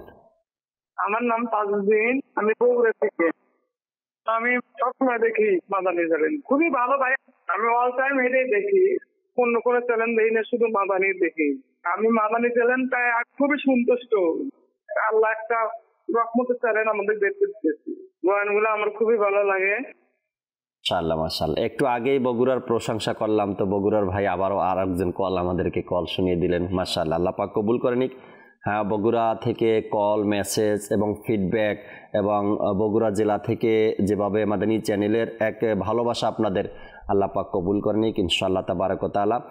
শুনছিলাম আলোচনা, দর্শক শ্রোতা, অটলতা নিয়ে মোবাল্লিগে দাওয়াত ইসলামী থেকে চমৎকার কিছু কথা শুনছিলাম। আরও কিছু আলোচনা শুনি আমরা।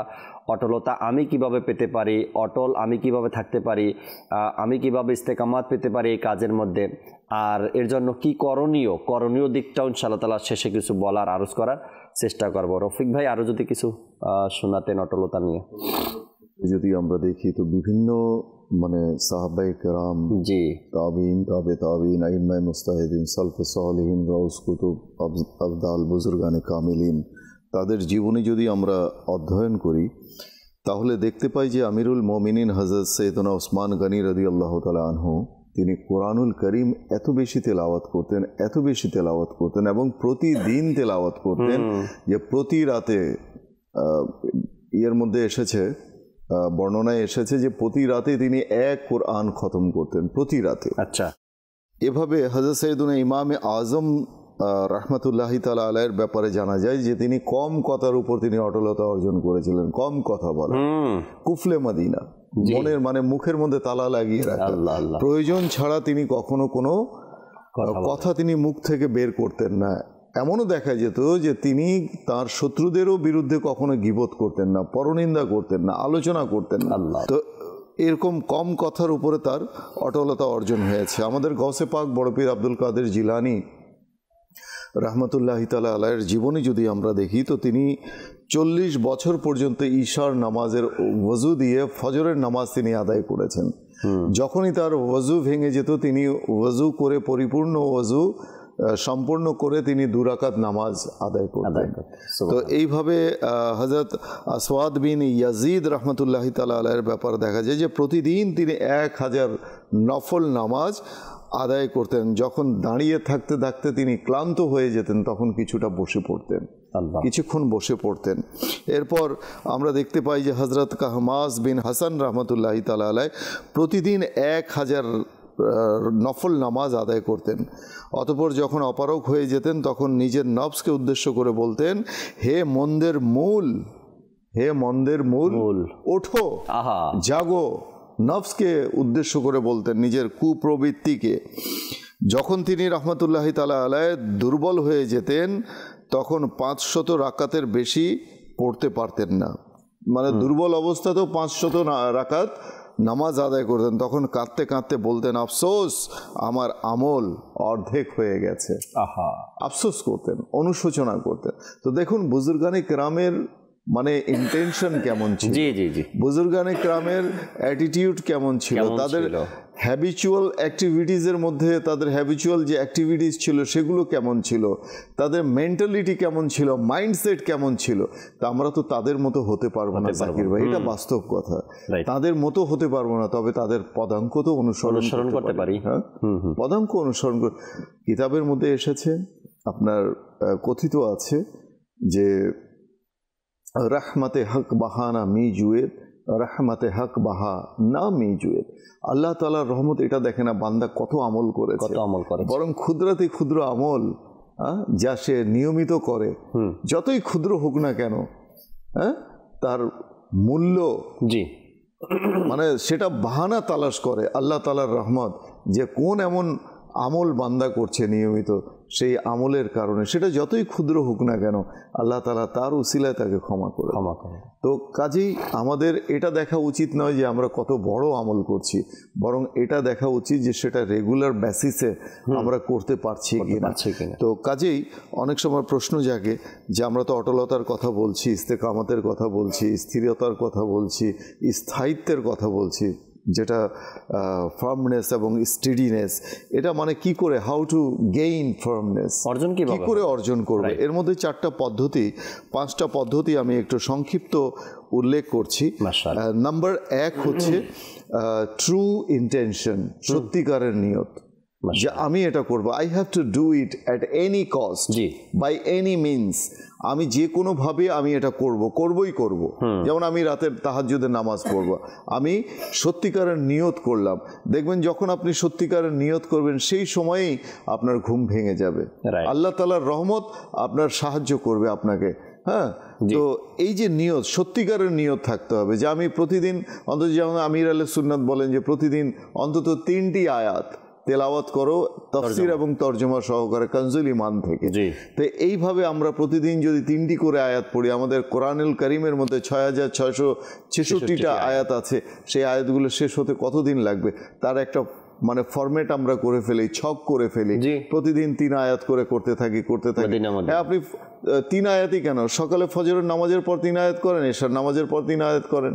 তো এইভাবে সকাল সন্ধ্যা 6 আয়াত হয়ে যাচ্ছে রাতে, তো আপনার 6666টা আয়াত শেষ করতে সময় লাগবে না। এরপর প্রতিদিন যদি আমরা এটা নিয়ত করি যে আমার যখনই অজু ভেঙে যাবে আমি অজু করে নেব। আচ্ছা, এই অজু করে নেওয়ার কি আছে ফজিলত, যে তার ঈমানের সাথে মৃত্যু হবে, আসানির সাথে তার রূহকে কবজ করা হবে। তারপর তার যে রয়েছে ঈমানের সাথে তার মৃত্যু। তো এইভাবে মানে এর অনেক ফজিলত রয়েছে। তো এইভাবে আমরা মিসওয়াক করার নিয়ত করতে পারি, সুন্নতের ওপর আমল করার নিয়ত করতে পারি যে আমি সুন্নত অনুযায়ী খাবো, সুন্নত অনুযায়ী ঘুমাবো, সুন্নত অনুযায়ী চলাফেরা করব। তো এইভাবে সত্যিকারের নিয়ত আমরা করে নিতে পারি। এরপর নাম্বার 2 রয়েছে আল্লাহ পাকের দরবারে দোয়া করা। বলা হয়ে থাকে যে মমিনের যে দোয়া রয়েছে সেটা মানে আপনার হাতিয়ার জি তুল্য বলা হয়ে থাকে, মানে দোয়া মুমিনের দোয়া হাতিয়ার সাথে তুলনা করা হয়েছে। তো দোয়া মানে অটলতা প্রাপ্তির জন্য আমাদের দোয়া করা উচিত। হ্যাঁ, আল্লাহ তাআলার দরবারে কেঁদে কেঁদে দোয়া করা উচিত। আল্লাহ তুমি আমাকে নামাজের উপর ইস্তেকামাত দাও, অটলতা দান করো, আমাকে রোজার উপর, নফল রোজার উপর অটলতা দান করো, কোরআনুল কারীম তেলাওয়াতের উপর অটলতা দান করো, আমাকে দান খয়রাত আমি যেন করতে পারি, দান সাদকা করতে পারি বেশি বেশি করে, তার উপর আমাকে অটলতা দান করো। এরপর রয়েছে আপনার ক্লাসিফিকেশন, শ্রেণীবিন্যাস, যে প্রথমে ফরজ আদায় করব, তারপর ওয়াজিব, তারপর সুন্নতে মুআক্কাদা, এরপর নফল, এটসেট্রা এটসেট্রা। তো এইভাবে আমরা শ্রেণীবিন্যাস করে নিব। এখন দেখা যাচ্ছে আমরা নফলের উপর যদি জোর দিই, ফরজের দিকে যদি গুরুত্ব না দিই, ওয়াজিবের দিকে যদি গুরুত্ব না দিই, সুন্নতকে আমি আঁকড়ে ধরলাম, তাহলে দেখা যাবে যে সেটা কতটুকু ফলপ্রসূ হবে এটা আমরা ভালো করে বুঝতে পারছি। আগে ফরজ, তারপর ওয়াজিব, তারপর হচ্ছে সুন্নতে মুআক্কাদা, এরপর নফল যা আছে ইত্যাদি ইত্যাদি। তো এইভাবে এরপর রয়েছে মধ্যম পন্থা অবলম্বন করা, যেটা কামরুজ্জামান মাদানী শুরুতেই বললেন, আপনিও বলেছেন যে একদিন 1000 দরুদ শরীফ পাঠ করে নিলাম, এরপর তারপরের দিন কোনো খবর নেই। এটা টার্গেট করে নিই যে আমি প্রতিদিন 313 বার দরুদ শরীফ পাঠ করব। আর 313 বার যদি দরুদ শরীফ আমি পাঠ করি, তাহলে এটা কাসরাতের অন্তর্ভুক্ত হয়ে যাবে, অধিক হারে দরুদ পাঠের মধ্যে অন্তর্ভুক্ত হয়ে যাবে। তো এইভাবে প্রত্যেকটা বিষয় আমি প্রতিদিন, দেখা গেল একদিন মানে 2-3 দিন আমি নফল করে নিলাম, রোজা রেখে নিলাম, এরপর সারা বছর আর কোনো খবরই নেই, এমনটা যেন না হয়। প্রতি সোমবার আমরা রোজা রাখতেই পারি। যেমন আমাদের দাওয়াতে ইসলামের মাদানী মহলের মধ্যে বিশেষত যারা জামিয়াতুল মদিনার তোলাবায়ে কেরাম রয়েছে, তারা প্রতি সোমবার, মেজরিটি স্টুডেন্ট প্রতি সোমবার রোজা রাখে, হ্যাঁ, নফল রোজা রাখে। তো এটা অনেক বড় একটা আমল। তো এইভাবে আমরা প্রত্যেকটা বিষয়। এরপর রয়েছে নাম্বার 5, যেটা যে বুজুর্গানে কেরামের, আম্বিয়ায়ে কেরামের, সাহাবায়ে কেরামের, তাদের জীবনীতে যে আমলগুলো রয়েছে সেই আমলগুলোকে অধ্যয়ন করা, তার উপর আমল করা, রাইট, তাদের জীবনী অধ্যয়ন করা। এইভাবে যদি আমরা করি 5টা জিনিসের মধ্যে কি কি? নাম্বার 1 হচ্ছে সত্যিকারের নিয়ত করা, নাম্বার 2 আল্লাহ পাকের দরবারে সেজন্য আমল করা, নাম্বার 3 ইবাদতের মধ্যে শ্রেণী বিন্যাস নিয়ে আসা, এরপর হচ্ছে নাম্বার 4 মধ্যম পন্থা অবলম্বন করা, এবং নাম্বার 5 বুজুর্গানে কেরাম, আম্বিয়ায়ে কেরাম, সাহাবায়ে কেরামের জীবনী অনুকরণ করা। রাইট, চমৎকার পদ্ধতি কয়েকটা আমরা শুনলাম অটলতা পাওয়ার জন্য, ইস্তেকামাত পাওয়ার জন্য। এটা আমাদেরকে স্মরণ রাখতে হবে যে কোন রাস্তায়, কোন পথে হাঁটলে আমি এটার অটলতা পাবো, স্থায়িত্ব পাবো, কিভাবে চললে আমার এটা পসিবল হবে। কেবলা শাইখে তরিকাত আমির আহলে সুন্নাত দামাত বারকাতুহুল আলিয়াও চমৎকার কিছু দিক নির্দেশনা দিয়েছেন অটল থাকার জন্য, অটলতা পাওয়ার জন্য। আমির আহলে সুন্নাত বলেন, তিনি কেমন ব্যক্তিত্ব, এটা নিয়ে নতুন করে আলোচনা করার তো আর কিছু নেই। তিনি বলেন যে আমি নামাজের ওয়াক্তের সময়, যখন নামাজের টাইম হবে, এর জন্য আমি 2টা ঘড়িতে বা 2টা আপনার ঘড়িতে অ্যালার্ম দিয়ে রাখি। একটা আমার নিজের পাশে রাখি, পরামর্শ দিয়েছেন সবাইকে, আপনারাও এটা করতে পারেন। একটা নিজের বালিশের পাশে রাখেন, আর একটা টেবিলে রাখেন। এটার অনেক বড় উদাহরণও তিনি দিয়েছেন। আমাদের মধ্যে অনেকের অভ্যাস আছে নামাজে যেতে হবে না, অটল কিভাবে থাকবো আমি এই নামাজের মধ্যে। তামিল সুন্নাত বলেন, যখন ঘুমিয়ে থাকে কোনো ব্যক্তি আর মাথার পাশেই কোনো অ্যালার্ম বাজে, তো সে ঘুমের মধ্যেই হাত দিয়ে এটাকে বন্ধ করে দেয়, সাইলেন্ট করে দেয় এটাকে, কেননা সে ওই ধ্যানে থাকে না এখন যে অ্যালার্মটা বাজছে এটা আমার নামাজের জন্য, তো সে করে ঘুমের মধ্যেই পাশেরটা বন্ধ করে দেয়। এই জন্য আমিরুল সুন্নাত বলেন, একটা তো পাশে রাখবেনই, আর একটা টেবিলে দূরে রাখবেন, যেন আপনাকে উঠে গিয়ে সেটাকে বন্ধ করতে হয়। যখন আপনি উঠে গিয়ে বন্ধ করবেন, তখন আপনার ওই হুশটা ফিরে আসবে, অ্যালার্মটা কেন বাজছে, আমার নামাজের টাইম হয়েছে তাই বাজছে। তো এভাবে করে আমিরুল সুন্নাত অটলতা বা অটল থাকার জন্য অনেক পদ্ধতিও আমিরুল সুন্নাত দামাত বারকাতুহুল আলিয়া নিজে দিয়েছেন আমাদেরকে, সবাইকে। মাদানী মুজাকারাতে প্রায় সময় তিনি এই বিষয় নিয়ে বয়ান করেন। আমাদের উচিত এই আল্লাহওয়ালা ব্যক্তিদের পথকে অনুসরণ করা, যে তারা কিভাবে এর উপরে অটল ছিলেন। জি, কোনো ইসলামী ভাই, কোনো ইসলামী বোন যদি দাওয়াত ইসলামের মাদানী পরিবেশে দিনের কাজ করতে চান, মাদানী পরিবেশে থাকতে চান, অটলতা লাভ করতে চান, সেক্ষেত্রেও 3টা পদ্ধতি আছে। এক হচ্ছে মানে দিনই কাজে লেগে থাকা। জি, মাদানী কাজ করতে থাকা, কিছু না কিছু। আপনি দৈনিক নেক আমলের রিসালার মধ্যে আছে যে দৈনিক আপনি 2 ঘন্টা সময় আপনি দিয়েছেন দিনই কাজে, তো দৈনিক 2 ঘন্টা করে যদি আমরা ধরে নিই, তো সেই 2 ঘন্টা কাজ আমরা করছি, এটা হচ্ছে দিনই কাজ। নাম্বার 2 হচ্ছে দোয়া করা, যেটা আমি বলেছি আগে, দোয়া করা আল্লাহ তাআলার কাছে যে আমি এই দিনই কাজটা করেছি, শুকর আদায় করা এবং এই কাজ যেন প্রতিনিয়ত করতে পারি সেটার জন্য দোয়া করা, ইস্তেকামত যেন আল্লাহ দান করেন। নাম্বার 3, নিজের নিগরানের ইতাআত করা, শরিয়াতের দায়রার মধ্যে থেকে নিজের নিগরানের, সে ইসলামী বোন হোক, ইসলামী ভাই হোক, নিজের জিম্মাদারের ইতাআত করা, আনুগত্য করা শরিয়াতের ভিতরে। রাইট। এর মধ্যে অটলতা বিদ্যমান রয়েছে। কামরুজ্জামান ভাই চুপচাপ আছেন, শুনতে আছেন সময় শেষের দিকে।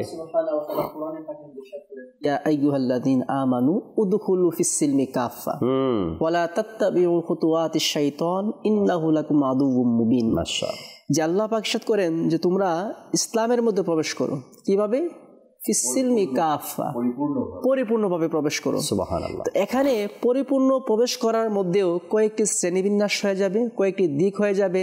যেমন আমাদের মধ্যে এক শ্রেণীর মানুষ আছে, আমরা 5 ওয়াক্ত নামাজ জামাত সহকারে আদায় করি, 5 ওয়াক্ত নামাজ আমরা আদায় করি, কিন্তু দেখা যাচ্ছে আমার ঘরের মধ্যে পরিস্থিতি ভালো না, দেখা যাচ্ছে ঘরের মধ্যে অসামাজিক কার্যকলাপ চলছে বা অশ্লীল কার্যকলাপ চলছে বা টিভির মধ্যে যেগুলো দেখার বিষয় নেই সেগুলো দেখানো হচ্ছে। এই যে বিষয়, আমি নামাজও পড়ছি, পাশাপাশি আমার ঘরের মধ্যে এই বিষয়গুলো আছে। তো এখানেও আমাদেরকে বিষয় রাখতে হবে উদখুলু ফিস-সিলমি কাফা, যে তোমরা পরিপূর্ণভাবে প্রবেশ করো। এখন আমি প্রবেশ করি নাই, কেন? আমি নামাজ পড়ছি কিন্তু আমার ওইগুলো আমি বজায় রাখছি না। আচ্ছা, একটা বিষয় হচ্ছে আমার ঘরও ঠিক আছে কিন্তু আমার সামাজিকতার ক্ষেত্রে আমি শরীয়তকে মেনটেন করছি না। কিভাবে?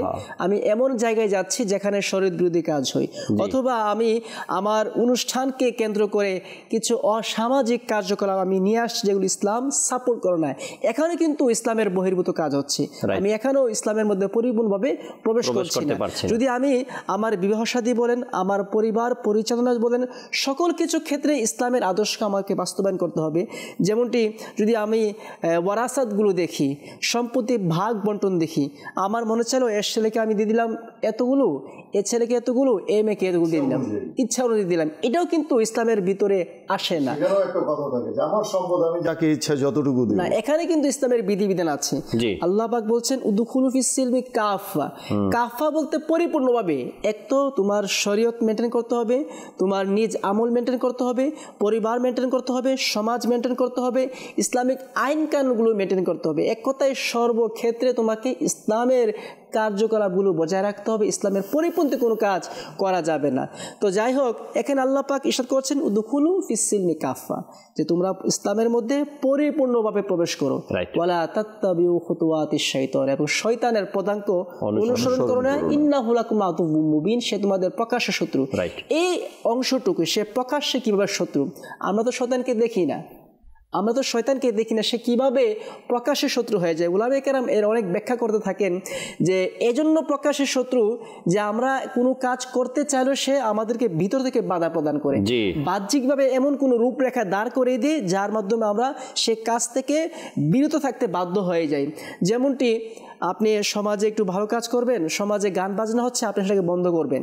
এখন বন্ধ করার জন্য আপনি উদ্যোগ নিলেন, দেখা যাচ্ছে আপনার ঘরের লোক আপনার পিছনে দাঁড়িয়ে গিয়েছে বা আপনার সামনে মোকাবেলা করছে, আরে এরা করুক না, যেটা আমি বাস্তবতার সম্মুখীন হয়েছি। আপনি যাবেন ভালো কাজের উদ্যোগ নিতে, আপনার ঘরের লোক বা আপনার বংশের লোক আপনার বিরুদ্ধে দাঁড়িয়ে যাবে, আরে করুক না, সমস্যা কি, তোমার কি, তুমি তোমার কাজ করো, এর কাজ করো না। এখানে কিন্তু তুমি পরিপূর্ণভাবে ইসলামের মধ্যে প্রবেশ করো নি। এখানে যদিও বা তুমি শয়তানকে দেখছো না, কিন্তু শয়তান রূপী মানুষকে দেখছো, সে তোমাকে শয়তান রূপে। অনেক সময় ঘরের মধ্যে থেকেই বাধা চলে আসে, ঘরের মধ্যে থেকে সন্তান দাঁড়িয়ে রেখেছে, আরে কি দরকার এত তাড়াতাড়ি দাঁড়িয়ে রাখে, এখনো অনেক সময় আছে। সব বাবার মুখে ইল্লা মাশাআল্লাহ, সবাই না কিন্তু আছে সমাজে, সেটা স্বীকার করতে হবে। আচ্ছা, মেয়ে সন্তান সে দেখা যাচ্ছে যে মানে বোরকা পড়ছে, এখন মা বেচারি তো পড়ে না, অভ্যাস নেই, আরে কি শুরু করেছে, এখনই তুমি বোরকা টোরকা রাখো, অনেক সময় আছে। মানে এমন একটা অবস্থা যে আমরা ওই গল্প পড়েছিলাম লেজ কাটা শিয়ালে, সেই অবস্থা আর কি। তা এখন দেখা যাচ্ছে আমি করতে পারি না, আমার সন্তান তো করছে, আমার সন্তান তো করছে, তাকে আর উৎসাহ দেওয়া উচিত, তাকে বাধা না দিয়ে। হ্যাঁ, আমার বাবা দাড়ি রাখতে পারেনি, আমি তো রাখি, হয়তো আমার দাড়ি দেখে আমার বাবা রাখতে পারে। অসংখ্য ঘরের সাক্ষী আছে রফিক ভাই, অসংখ্য জায়গাতে, অসংখ্য ফ্যামিলিতে মাদানী চ্যানেল বা দাওয়াত ইসলামের মাধ্যমে ছেলে তো মহলে চলে আসছে, ছেলে দাড়ি রেখে নিয়েছে, বাবা এখনো দাড়ি রাখেনি। পরবর্তী টাইমে যখন ছেলেকে দেখলো আমার ছেলে মাত্র 18 বছর, 20 বছর, 22 বছর বয়সে দাড়ি রেখে নিয়েছে, তখন সন্তানকে দেখে বাবা শিক্ষা অর্জন করে, বাবাও দাড়ি রাখতে বাধ্য হয়েছে। এটা প্রমাণ সমাজের মধ্যে অনেক আছে, আলহামদুলিল্লাহ রাব্বিল আলামিন। তো কাউকে ছোট করে দেখতে নাই, কাউকে খাটো করে দেখতে নাই। ইন্নাহু লাকুম আদুউম মুবিন, শয়তান তোমাদের প্রকাশ্যে শত্রু। সে শয়তান বেশে আসে না, কিন্তু মানুষ রূপে সে আসে। তো যেটা বলছিলাম, আপনি ভালো কাজ করতে যাবেন, আপনার পিছনে লোক দাঁড়িয়ে যাবে আপনার বিরুদ্ধে করার জন্য, এটা একটি বিষয়। আরেকটি বিষয় হচ্ছে, আপনি যখন কোনো কাজে অটলতা লাভ করতে চান, আপনি স্থায়িত্ব কোনো আমল করতে চান, সেখানেও আপনাকে শয়তান বাধা দিয়ে দিবে। কিভাবে? যদি আমরা সামাজিকভাবে দেখি, আরে অমুক হুজুর তো বলেছে অমুক তারিখে, আজকে বাদ দাও, ওই দিন চলে গিয়েছে, এখন নতুন করে আসো, এখন নতুন করে সে আবার তার কার্যক্রম সে শুরু করে, এটি একটি বিষয়। আর একটি বিষয় হচ্ছে, আপনি কোনো আমল স্থায়ীভাবে করতে চান, 1 দিন 2 দিন 1 মাস করলেন, অবশেষে শয়তান আপনার মধ্যে আপনার উপর এমন বোঝা সৃষ্টি করে দিবে, আপনি মনে করবেন আরে না করলে তো করা দরকার কি, তা আগামীকাল করবো না। এই আগামীকাল করতে করতে আপনি যখন আজকে করবেন না, আগামীকাল করবেন, এরপর দিন করবেন না, এরপর দিন করবেন, এভাবে গ্যাপ দিতে দিতে দিতে দিতে দেখা যাচ্ছে আপনার আমলটা ছুটে যাবে। যার বাস্তব উদাহরণ আমি মনে করি আমাদের দর্শকবৃন্দ আছে, তারা একটি আমল কন্টিনিউ করতে চায়, কিন্তু কন্টিনিউ করার ক্ষেত্রেও দেখা যাচ্ছে একটু মিস্টেক হয়ে গেল, আজকে একটু অলসতা আসছে, তা আগামীকাল পড়ব। এখন অলসতা কে দিয়েছে? ইন্নাহু লাকুম আদুউম মুবিন, শয়তান অলসতা দিয়েছে। তো এক কথায় শয়তান আমাদের প্রকাশ্য শত্রু। আপনি যদি স্থায়ী কোনো আমল করতে চান, শয়তান আপনাকে কখনো দিবে না। আপনি জজ ভাই যেটা বললেন, আপনি যে একদিনে 1000 বা দুরূদ শরীফ পাঠ করে নিয়েছেন, কিন্তু পরের দিন শয়তান আপনার মধ্যে, এটার নাম অটলতা না, এটার নাম অটলতা না। কি আজকে আপনি অনেক আমল করেছেন, পরের দিন মোটেও করলেন না, এটার নাম অটলতা না। অটলতা হলো গিয়ে কম আমল হোক কিন্তু কন্টিনিউ সবসময় প্রতিদিন আপনি যেটা করতে পারবেন, এটার নাম অটলতা। একদিন আজকে বয়ান শুনলো, বয়ান শোনার পরে আগ্রহ জাগলো যে তাহাজ্জুদের নামাজ, আগ্রহ জাগলো যে আমি তাহাজ্জুদের নামাজ প্রতিদিন পড়ব।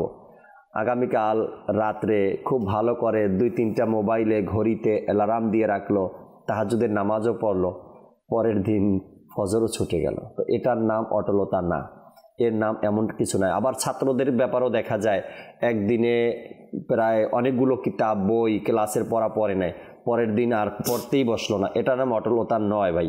আপনাকে বুঝতে হবে আমি কোন কাজটা আমাকে নিয়মিত প্রতিদিন আমাকে করা দরকার বা আমি করবো। আল্লাহ পাক বোঝার তৌফিক দিকে একটা ছোট্ট কালাম দিতে চাচ্ছি। যেটা আছে জাকির ভাই, যে একদিনেই কিন্তু সবকিছু হয়ে যায় না, একদিনে নাজিল হয়ে যায় না, একদিনেই মানে সব হয়ে যাবে এমনও না। রাইট, আমি শুরু করেছি, এখন দেখা যাচ্ছে মাঝখানে অলসতা, মাঝখানে ক্লান্তি, মাঝখানে অবসাদ। দেখুন, মানুষ কিন্তু আমরা দুর্বল প্রাণী। আল্লাহ তাআলা আমাদেরকে সৃষ্টি করেছেন, একদিকে যেমন শয়তান, অন্যদিকে তেমন আমাদের নফস, প্রবৃত্তি, উভয় দিক থেকে কিন্তু আমরা মানে আক্রমণের শিকার হই। তো সেক্ষেত্রে দেখা যাচ্ছে কখনো যদি নেক আমল ছুটেই যায়, তো সেটা যেন একদম আমরা ছেড়ে না দিই, বরং আবার উঠে দাঁড়ানোর চেষ্টা করি, আবার সেটাকে কন্টিনিউ করা। আর আল্লাহ তাআলা তো ফিরে আসার সুযোগ দিয়েছে, আমরা তো কেউই ভুলের ঊর্ধ্বে নই। কাজেই আমরা যেন ফিরে আসি এবং আমরা যেন আবার সেই নিজের প্রচেষ্টায় যা আমরা শুরু করেছিলাম তার মধ্যে যেন আবার লেগে যাই। এভাবে এগেইন এন্ড এগেইন ফ্রিকোয়েন্টলি আমরা যদি করতে থাকি, এক সময় দেখা যাবে ইস্তেকামত, অটলতা ইনশাআল্লাহুল কারীম পেয়ে যাব ইনশাআল্লাহ তাআলা। একটা ছোট্ট কালাম নিতে চাচ্ছিলাম দর্শক শ্রোতা আপনাদের জন্য, কালামটি আমরা শুনি, এরপরে অনুষ্ঠানের শেষের দিকে যাব ইনশাআল্লাহ তাআলা। যে কালাম শুনিয়ে দিন। মদিনা মদিনা আমাদের মদিনা, আমাদের Medina, Medina Medina Medina Medina Medina Medina Medina Medina. ছাড়ো চিন্তা পৃথিবী, মদিনায় চলো সবে, মনের আশা পূরণ হবে। প্রিয় নবীর দ্বারে গেলে চিন্তা পৃথিবী রহমতের মেঘে মালা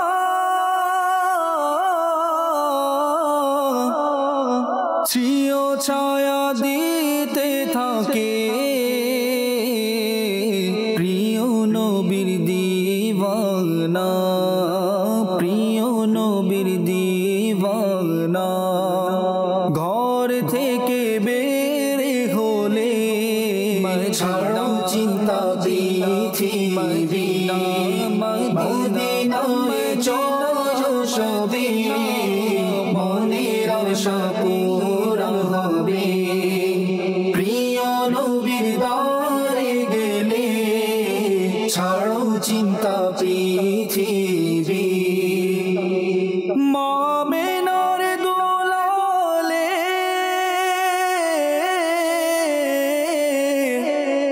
সব নবীদের সরদারে মিলাদ মোরা পালন করি, মিলাদ মোরা পালন করি। দুশ্মনেরা যায় যে জ্বলে ছাড়ো চিন্তা পৃথিবী মদিনায় চলো সবে মনের আশা পূরণ হবে। প্রিয় নবীর দ্বারে গেলে ছাড়ো চিন্তা পৃথিবী সারা বিশ্বে একটি জায়গা আর তা হলো মদিনা, যেথায় আমাদের মতো, যেথায় আমাদের মতো অচল টাকা যায় যে চলে। ছাড়ো চিন্তা পৃথিবী মদিনায় চলো সবে মনের আশা পূরণ হবে। প্রিয় নবীর দ্বারে গেলে ছাড়ো চিন্তা পৃথিবী অন্য কারো দরবারে যায় না কখনো তারা, পূরণ হয়ে যাদের আশা, পূরণ হয়ে যাদের আশা। প্রিয় নবীর দ্বারে গেলে ছাড়ো চিন্তা পৃথিবী মদিনায় চলো সবে মনের আশা পূরণ হবে। প্রিয় নবীর দ্বারে গেলে ছাড়ো চিন্তা পৃথিবী মাশাআল্লাহ মাশাআল্লাহ, ছাড়ো চিন্তা পৃথিবীর মদিনা মদিনায় কালাম, চমৎকার এক কালাম। আল্লাহ পাক দুনিয়ার পৃথিবীর চিন্তা ভাবনা এক সাইডে রেখে প্রতিদিন যদি মদিনাতুল মুনাওয়ারার ব্যাপারে কিছু সময় হলেও আমরা চিন্তা করতে পারি, তবে হয়তো বা আমাদের হৃদয়ের প্রশান্তি এটাও অর্জন হবে।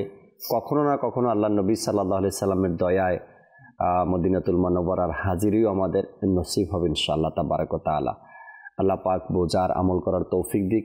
রহমতপূর্ণ প্রভাত অনুষ্ঠানের আজকের যে বিষয় নিয়েছিলাম অটলতা, উভয় মুবাল্লিগ থেকে শেষ দিয়ে একটা কথা শুনেই আমরা ইনশাআল্লাহ তাআলা এন্ডের দিকে যাব। আল্লাহ চাই ইনশাআল্লাহ তাআলা। জি রফিক ভাই, শেষ কি বলবেন দর্শকের উদ্দেশ্যে, কি মেসেজ?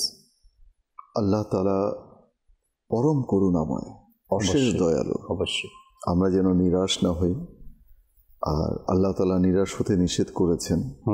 অনেক সময় বুঝি বা আমরা মনে করি যে আমি বোধহয় পারলাম না, আমি ব্যর্থ হয়ে গেলাম, আমি হেরে গেলাম। আসলে ব্যর্থতা বলতে কোনো শব্দ নেই। ব্যর্থতা সফলতার প্রথম সোপান, সোপান বলা হয়। সোপান মানে সিঁড়ি, সিঁড়ি, প্রথম একটা স্তর বলা হয় ব্যর্থতা। তো একবার না পারিলে দেখো শতবার। আমি আজকে তাহাজ্জুদে উঠতে পারলাম না, কোনো সমস্যা নেই, কালকে উঠবো। কালকে উঠতে পারলাম না, পরশু উঠবো। ইন্টেনশনটা যেন কনফার্ম, মানে একদম ফার্মলি যেন থাকে, ইন্টেনশনটা, ইচ্ছাটা যেন দৃঢ় হয়। জি। আর অনুরূপভাবে নিয়ত করে নিই আমরা যে প্রতিদিন অন্তত 313 টাইমস আমরা দুরুদে পাক পড়ব, 313 বার।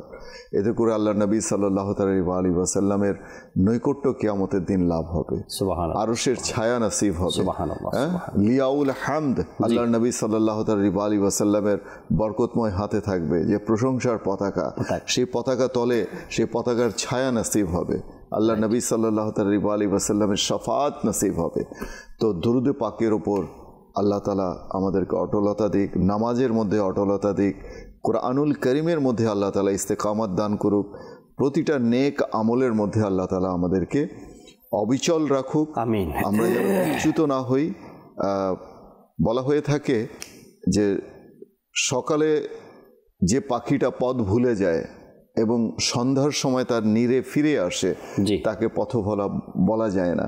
আসলে মেন হচ্ছে আলটিমেটলি আমাদের মূলের মধ্যে আমাদেরকে ফিরে আসতে হবে। যেখান থেকে এসেছি সেখানেই আমরা ফিরে যাব। আল্লাহ তাআলার পক্ষ হতে এসেছি, আল্লাহ তাআলার কাছে ফিরে যাব। আল্লাহ তাআলা আমাদের সকলকে এই বিষয়টাকে জানার, বোঝার এবং এর উপর আমল করার তৌফিক নসিব। আমিন আমিন। দর্শক, অটলতা নিয়ে খুবই চমৎকার কিছু কথা আমরা এ পর্যন্ত আজকের অনুষ্ঠানে শুনলাম। কামরুজ্জামান ভাই থেকে শেষ কথা শুনবো, কিন্তু অটলতা নিয়ে আরও আমাকে জানতে হবে। কয়েক মিনিটের মধ্যে বা 1-1.5 ঘন্টার মধ্যে অটলতা নিয়ে আর কতটুকুই বা আপনাদেরকে আমরা শোনালাম, অনেক অনেক লম্বা। আমি যখন আয়াতে কারিমা খুঁজতে গেলাম অটলতা নিয়ে, এত আয়াতে কারিমা অটলতা নিয়ে 1-1.5 ঘন্টার মধ্যে এই টপিক শেষ হওয়ার মতন আপনাকে আরও জানতে হবে, কেননা আমার অটলতার জন্য আমি জানবো, এমনটাই, তাই না? জি, জুনাইদ বাগদাদি রাহমাতুল্লাহি তাআলা আলাইহি যখন মারা যায়, কেউ তাকে স্বপ্নে জিজ্ঞাসা করলো যে আপনার কি অবস্থা? বলে আল্লাহ পাক আমাকে ক্ষমা করে দিয়েছে। কোন আমলের কারণে? যে আমি রাতের শেষাংশে সেহরির সময় আমি 2 রাকাত নামাজ আদায় করতাম, আর এই আমলের বরকতে আল্লাহ পাক আমাকে ক্ষমা করে দিয়েছে। দেখুন, জুনাইদ বাগদাদি রাহমাতুল্লাহি তাআলা আলাইহি অনেক আমল করেছেন, অনেক আলেম, বড় আলেমী দ্বীন ছিলেন, বড় মাপের আল্লাহ পাকের ওয়ালি ছিলেন, কিন্তু ওই সকল কাজগুলো এক পর্যায়ে কাজে আসেনি, কিন্তু কাজে এসেছে ক্ষমার কারণে 2 রাকাত নামাজ, যা সেদিন তিনি কন্টিনিউ করতেন, প্রতিনিয়ত করতেন।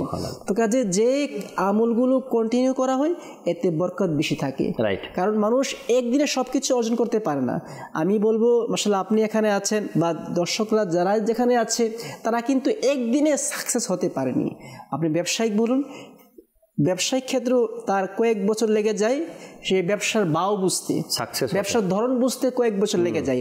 সাকসেস ওই পর্যায়ে গিয়ে হয় যখন তার একটি সময় সেখানে অতিবাহিত করে। তো ঠিক তদ্রুপভাবে আমরা দিনী দুনিয়াবি যে কোনো ক্ষেত্রে যদি সফলতা অর্জন করতে চাই তাহলে আমাদের সময় দিতে হবে, কন্টিনিউ সময় দিতে হবে, না হয়তো এই বিষয়টা আপনি খুঁজে পাবেন না। একটা ছাত্রকে 1টা বছর প্রাইমারির যে কোনো একটা ক্লাসে বা হাই স্কুলের যে কোনো একটা ক্লাসে 1টা বছর অতিবাহিত করতে হয়, আর 1টা বছর পরে সে যে কন্টিনিউ একটা বইয়ের পিছনে সময় দেয়। একটা বই বলতে প্রত্যেকটা ক্লাসে 5, 7, 10টা, 12টা, 15টা করে বই আছে। যেমন যারা আপনার 1 শ্রেণীর ছাত্র আছে তারা পরীক্ষার আগে সব দেখে মুখস্থ করে পরীক্ষা দিয়ে, এখন তারা যে পরীক্ষা দিয়েছে সাবজেক্টগুলো মুখস্থ করেছে, পরীক্ষা শেষে সে ভুলে গিয়েছে, এমনটাই। আর যে ছাত্রটা আপনার পুরো বছর পড়েছে, অধ্যয়ন করেছে, সে প্রত্যেকটা অক্ষরকে বুঝেছে, তার বাস্তব লাইফে এই কাজে লেগেছে, প্রত্যেকটা পেজকে সে বুঝেছে। যখন বছর শেষে পরীক্ষা দিয়েছে ওটা কোনো ব্যাপার না, এরপরে 2-4 বছর 5 বছর পরে আবার ওই ক্লাসের বইকে সে পড়াতে পারে, কেননা সে কন্টিনিউ করেছে। যাই হোক, অটলতা এটা অনেক বড় এক নিয়ামত। আপনি যেই কাজ করেন না কেন, সেটা ইবাদতের ক্ষেত্রে হোক বা দুনিয়াবি সংসার, ব্যবসা বাণিজ্য, অটলতা আপনার খুবই প্রয়োজন। তো আল্লাহ পাক আমাদেরকে আমাদের ইবাদতের ক্ষেত্রে অটলতার সাথে যেন আমরা ইবাদত করতে পারি, আল্লাহ তাআলা সেই তৌফিক আমাদেরকে দান করুক। আমিন বিজাহিন নবিল আমিন সাল্লাল্লাহু তাআলা আলাইহি ওয়াসাল্লাম। সাল্লু আলাল হাবিব সাল্লাল্লাহু তাআলা আলা মুহাম্মদ সাল্লাল্লাহু তাআলা আলাইহি ওয়াসাল্লাম। রহমত পূর্ণ হক প্রভাত আমার, তাহাজ্জুদ আর ফজরের অভ্যাস আছে যার, রহমত পূর্ণ প্রভাত হয় তার।